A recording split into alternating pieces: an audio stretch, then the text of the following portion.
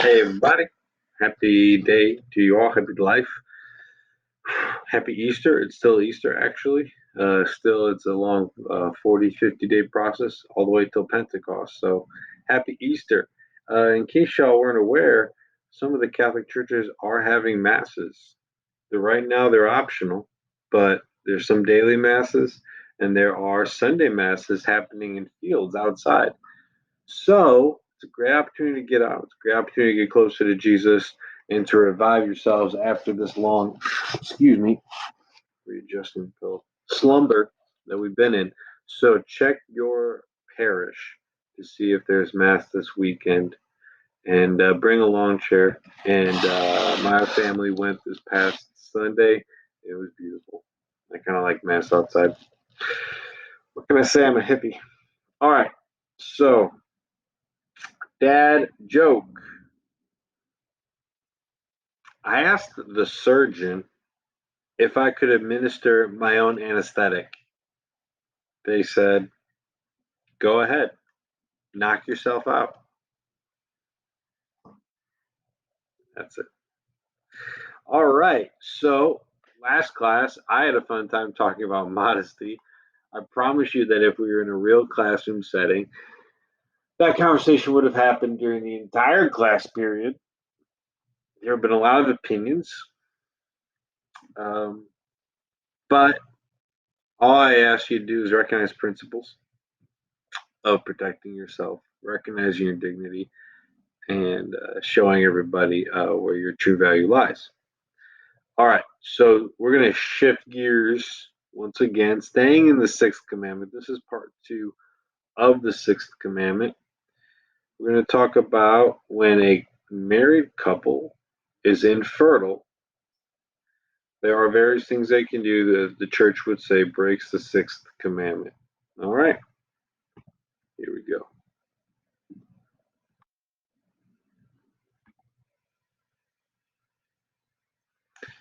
First thing, artificial insemination. I talked about these realities briefly to y'all when we went over project topics.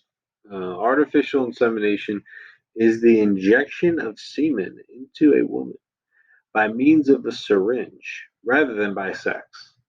Okay? So a woman is infertile, usually a married couple is infertile. They want to have kids, it's not happening. So what do? They go to a doctor and say, "Hey, could you maybe further insert the sperm and help sperm meet egg?" And so there's ways to do this medically. This is called artificial insemination. The semen may come from the husband, the sperm, that is, a boyfriend or another sperm donor. That's artificial insemination. As you see the picture over to the right, the sperm are in the syringe and it is inserted into the woman further and stronger, hoping that that sperm will reach an egg and settle into the uterus. If you can see my cursor off to the right. All right. And then the next thing is requires actually a lot more technology, in vitro fertilization. I'm going to call this IVF, in vitro. I believe that references um,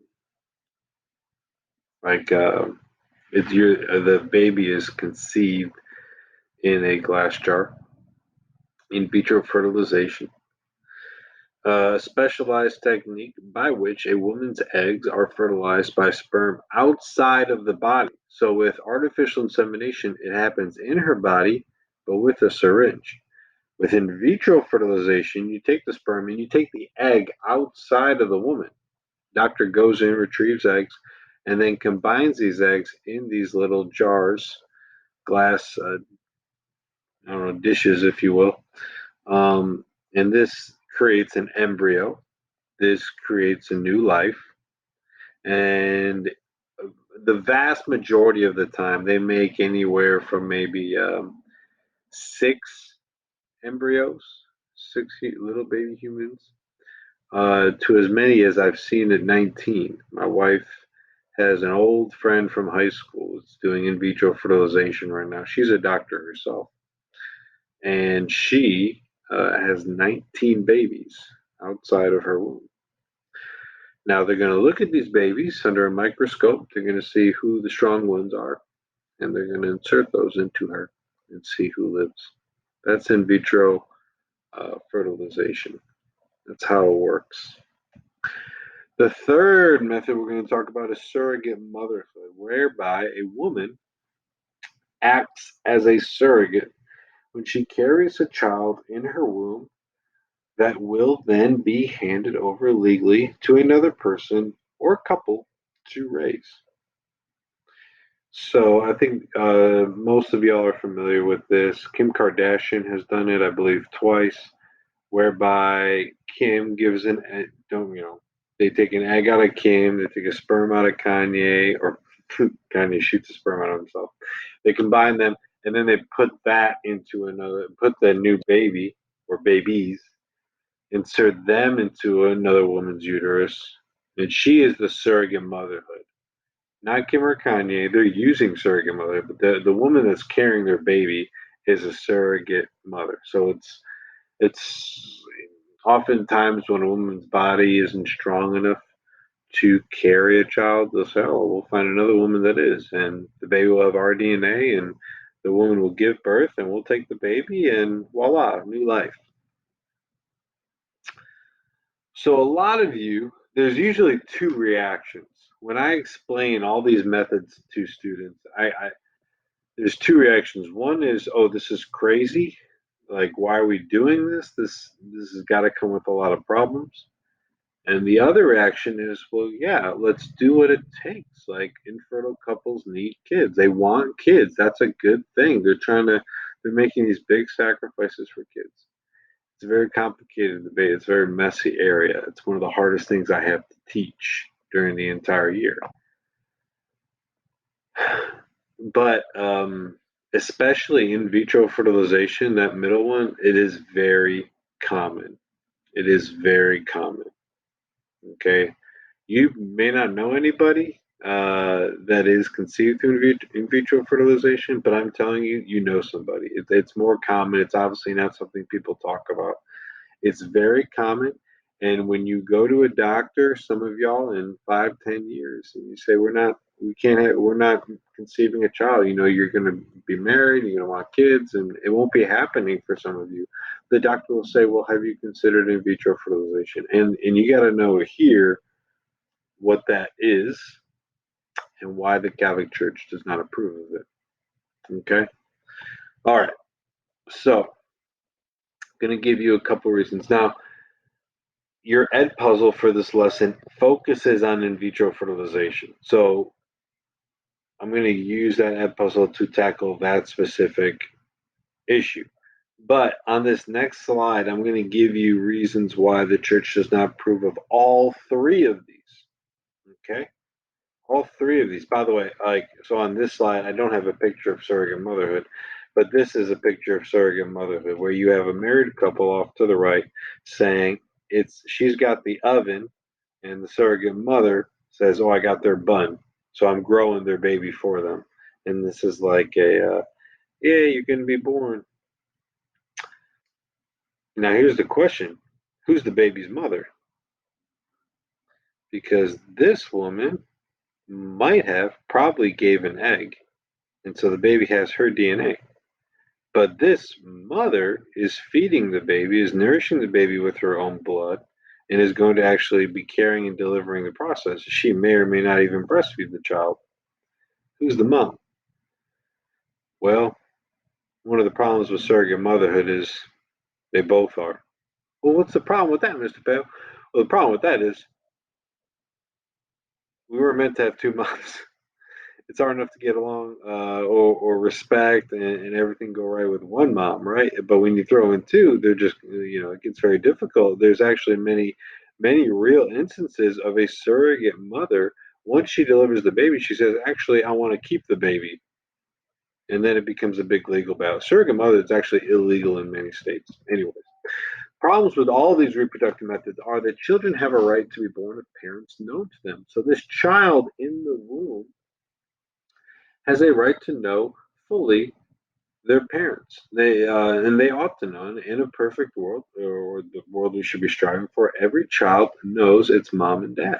That's the ideal that we need to strive for. But when you have surrogate motherhood and other processes whereby egg and sperm are donated, a child may not truly know their actual parents. Okay, and that's not right. So it's not. While the couple might be really happy, you know, on the other side, the child's not going to know certain essential things about itself.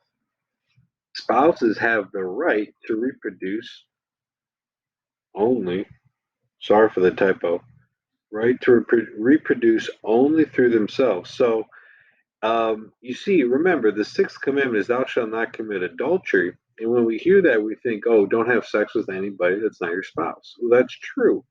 But that also means don't have a baby with somebody that is not your spouse.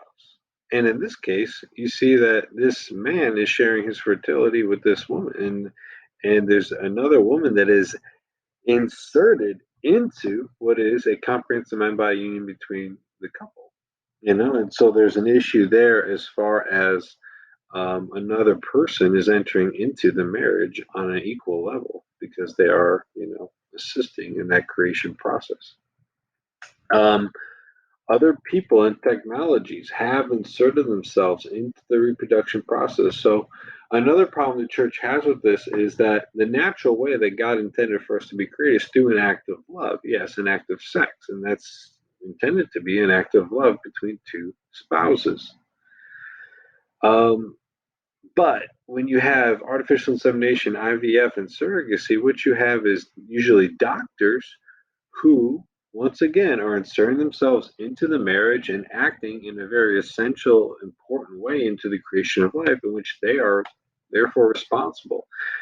A child ought to be created out of an act of love, and that reflects its dignity. The minute you say, "Oh, I was created through a scientific process in a lab," um, that child is the same as everybody else on a dignity level, but that dignity is now reflected in that. That God created me directly through an act of love of my parents. Okay, so that's issue number three. Issue number four with this process is that when you go to the doctor and say, "Yeah, take an egg and sperm, or just donate sperm," you then pay everybody, so the surrogate gets paid for the creation of human life. The problem with that is a human life is so valuable, you can never put a price tag on it. You can put a price tag on a dog. You can put a price tag on a fish. You can put a price tag on a tree. You can put a price tag on everything except a human person. So we don't want to create this reproductive system whereby, oh, this child is understood to be worth $3,000, but this child's worth $6,000. Well, I paid $6,000 for mine, and you see how it can create um, put a price tag on human life, and that's something that once again the church cautions us against. There are other issues with these processes. I gave you some of the core ones, but as you will see in your head puzzle, there's at least three others that have issue. All right, now some of you are like, "Oh, this stinks. Like Catholics are not supposed to be using any of these methods to reproduce. So what's a Catholic couple supposed to do? Just we have to adopt? Well, that's not quite the same. Um, Here's the answer. A lot of times we use technology nowadays because we don't know what else to do. But there are good, faithful Catholic doctors who are putting in the work to actually help and cure infertility. See, when a woman or a man are infertile, it's a medical condition. There's something wrong in the system.